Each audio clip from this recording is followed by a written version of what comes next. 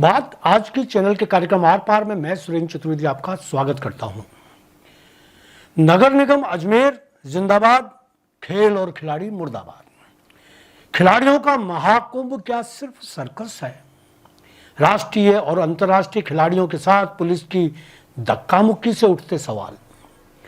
अजमेर के पटेल मैदान पर खिलाड़ियों को सबक सिखाने के लिए नगर निगम ने पुलिस बुलाकर जो ओलंपिक खेल शुरू किया है, उसका अजमेर के लगभग सभी खिलाड़ियों ने विरोध करना शुरू कर दिया है।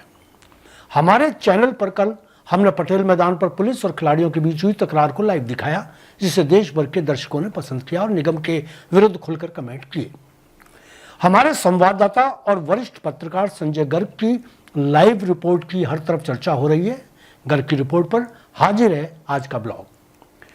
देश के प्रधानमंत्री नरेंद्र मोदी ने खेलो इंडिया का नारा देते हुए नई खेल नीति बनाकर समस्त खिलाड़ियों को प्रोत्साहन दिया है। नेशनल और इंटरनेशनल खेलों के खिलाड़ियों को खेल के प्रति देशभक्ति की भावना जागृत करने का आग्रह किया है। इसके साथ ही वह ज्यादा से ज्यादा मेडल जीतकर भारत का नाम रोशन करने के लिए प्रेरित भी कर रहे हैं। दूसरी तरफ अजमेर का नगर निगम अपनी हठधर्मिता और ज्यादा से ज्यादा पैसा कमाने के उद्देश्य से खिलाड़ियों के लिए बनाए गए पटेल मैदान को अब ठेके पर देने की तैयारी कर चुका है। अजमेर को स्मार्ट सिटी प्रोजेक्ट के तहत खेलों के नाम पर 40 करोड़ का चूना लगाकर पटेल मैदान को तैयार करने में महीनों का समय लगाया गया। खिलाड़ियों को उम्मीद थी कि जब ये पटेल मैदान बनकर तैयार होगा तो उनको यहाँ प्रैक्टिस के लिए ज्यादा से ज्यादा सुविधाएं मिलेंगी। इसके चलते वे न सिर्फ देश का बल्कि राजस्थान और अजमेर का भी नाम खेलों में मेडल जीतकर रोशन करेंगे। लेकिन हुआ ठीक उल्टा। खिलाड़ियों का मनोबल, उत्साह और धैर्य उस वक्त टूट गया जब स्मार्ट सिटी प्रोजेक्ट के तहत बनकर तैयार हुए पटेल मैदान में खिलाड़ियों को ही अंदर जाने की अनुमति नहीं दी गई।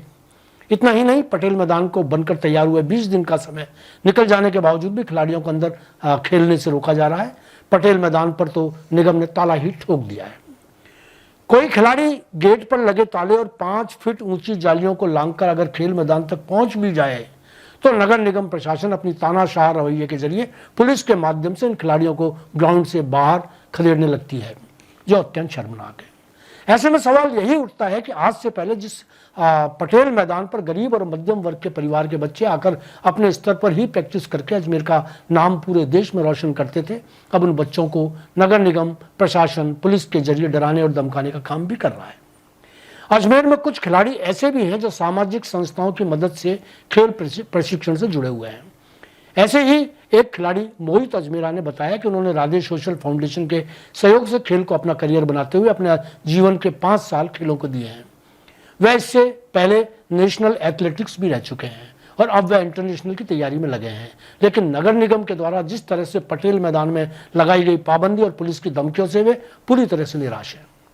मोहित अजमेरा ने प्रधानमंत्री मोदी को पत्र लिखकर गुहार लगाई है कि वह निगम को पाबंद करें कि वो सरकारी स्टेडियम में खिलाड़ियों को प्रैक्टिस करने में व्यवधान उत्पन्न न करें। फुटबॉल के राष्ट्रीय प्लेयर शिवदत्त पाराशर ने खिलाड़ियों का मनोबल बढ़ाते हुए इसे पूरे मामले पर एक बड़ा जन आंदोलन खड़ा करने की चेतावनी दे डाली है। पाराशर ने खुले तौर पर कहा कि नगर निगम प्रशासन अंधा होकर खेल के मैदानों से पैसा कमाने में लगा हुआ है। पूरे पटेल मैदान को ठेके पर दिया जा रहा है। स्मार्ट सिटी प्रोजेक्ट के तहत कराए गए जीर्णोद्धार के बाद निगम उससे मोटी कमाई करने में लगा हुआ है। ओलंपिक संघ के जिलाध्यक्ष और हॉकी के भारतीय स्तर के खिलाड़ी देवेंद्र सिंह शेखावत का कहना है कि स्मार्ट सिटी ने अभी तक मैदान नगर निगम को कंप्लीट करके सुपुर्द ही नहीं किया है। ऐसे में मैदान के हिस्सों को, खेल मैदानों को, स्विमिंग पूल को ठेके पर कैसे दिया जा सकता है? शेखावत यदि सही है तो जो इमारत होटल के रूप में लीज पर दी गई है वह भी अवैध कही जाएगी। यहाँ बता दें कि ये होटल, रेस्टोरेंट और हाल ही में चर्चा में चल रहे स्पोर्ट कॉम्प्लेक्स के 2 नाम लीजधारियों के सामने आए। उनमें एक नाम नमन हाड़ा का भी है, जबकि कागजों में सीधे तौर पर यह नाम नहीं हो सकता, ये सब जानते हैं। पर निगम प्रशासन इसी नाम की वजह से खिलाड़ियों के मूलभूत हकों से छेड़छाड़ कर रहा है। नगर निगम ने शायद मूलचंद चौहान स्टेडियम को बर्बाद करके आमदनी और कुटुंब पालने का जरिया बना लिया है। मुझे तो लगता है कि मूलचंद चौहान स्टेडियम जहां निरंतर खेल गतिविधियां संचालित की जा रही थी, उसको ध्वस्त करने की कार्रवाई ही निजी स्वार्थ को मद्देनजर रखते हुए की गई थी। यदि नगर निगम, मेयर और आयुक्त इस बारे में कोई अघोषित सच्चाई बताना चाहें तो बात आज की चैनल पर किसी भी समय आ सकते हैं। हो सकता है सिक्के का कोई दूसरा पहलू उनके पास हो। यदि वे चाहें तो हम उनके लिए टॉक शो भी रख सकते हैं, मगर मुझे ये पता है कि वे ऐसा करने की हिम्मत नहीं करेंगे। धन्यवाद, आज इतना ही।